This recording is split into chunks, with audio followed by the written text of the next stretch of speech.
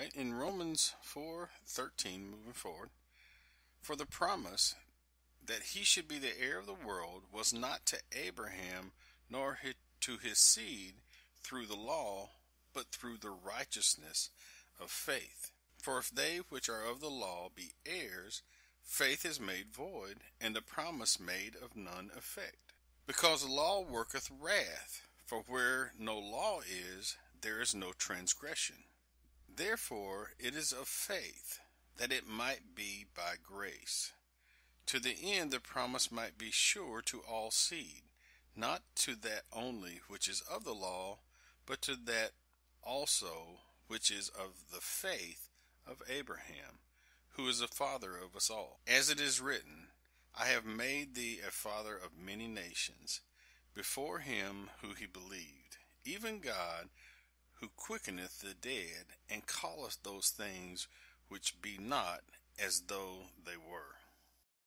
All right, right here before we go into understanding or talking about those verses that we just read, I just have to go back and get on a soapbox of mine, and that is of the anti-Paul doctrine. And I've got, if you're looking at the playlist here, the book of Romans, way at the front, I've got a thing about the anti-Paul doctrine and all that stuff. And what really gets me about the people that are anti-Paul is that here in the book of Acts, you have Luke, who walked with Christ, writing about what Paul did in the book of Acts. And then you also have Peter in Peter's epistles writing about Paul. He mentions our beloved Paul. So along comes these people who suddenly grab this anti-Paul doctrine, and they act like Paul doesn't belong, but he was accepted by these men who walked with Christ. So it just a little point there, a soapbox of mine that I like to get on. And honestly, if you're controlled by demonic forces, you can understand the anti-Paul doctrine. But if you're seriously unaffected by demonic forces, you will know the men that walked with Christ accepted Paul.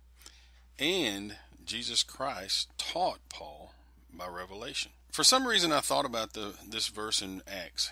Paul was talking to, he actually called the church, the elders of the church of Ephesus, to him. He was trying to get back to Jerusalem and called them to him. And he made this one statement in the book of Acts. It's Acts chapter 20, verse 27. For I, and that means Paul, for I, Paul, have not shunned to declare unto you, and the you is the elders of the church of Ephesus, all the counsel of God. Let me read that again. For I have not shunned to declare unto you all the counsel of God.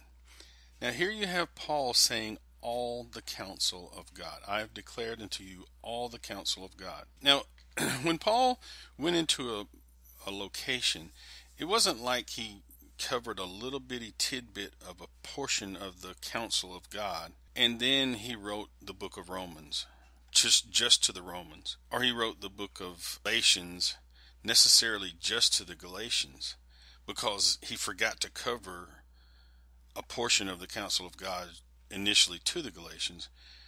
What actually occurred is Paul covered the full counsel of God to all the people that he talked to at the time that he was there.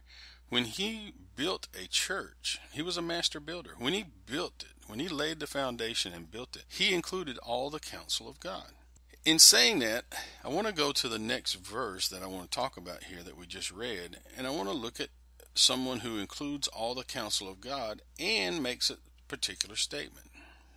If we look in Romans 4:14, we have a statement by someone who declares unto people the full counsel of God. This is a statement that he makes.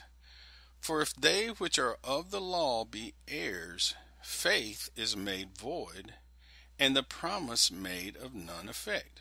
So what Paul is telling us right here is that if you're going to say now the people that keep the law are the heirs, we might as well take out a big eraser and erase everything between Romans chapter 4, verse 14, all the way back to Genesis 15. Because none of it matters. You see what I'm saying?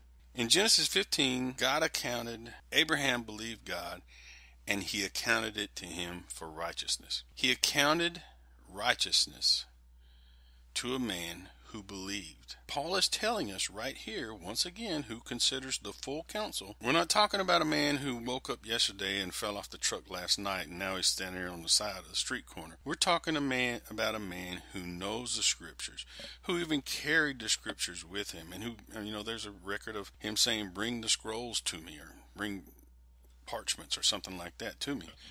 We're talking about a guy who knows this Bible, who knows the Word of God backwards and forwards, upside and down, and was taught the new covenant by revelation of Jesus Christ. And he says, for if they which are of the law be heirs, faith is made void, and the promise of none effect. You can't get, like when somebody asks you directions and say, how do you get to such and such place?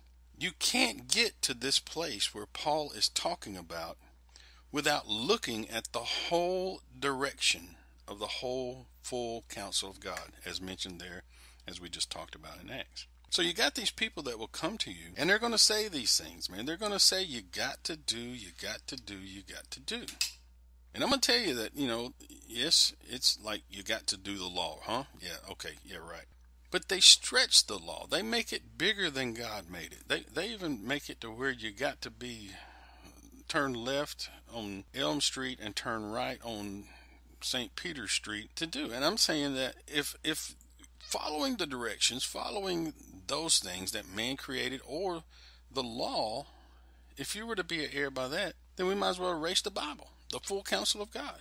Because right here Paul's saying, so when you're considering your arguments, and you want to come against the Word of God, or present an argument saying, no, it's saying this, you have to consider, who are you arguing against? Are you arguing against the guy that fell off the truck last night? Are you arguing against the guy who was the master builder, accepted by the apostles, taught the revelation of Jesus Christ, taught the new covenant by revelation of Jesus Christ?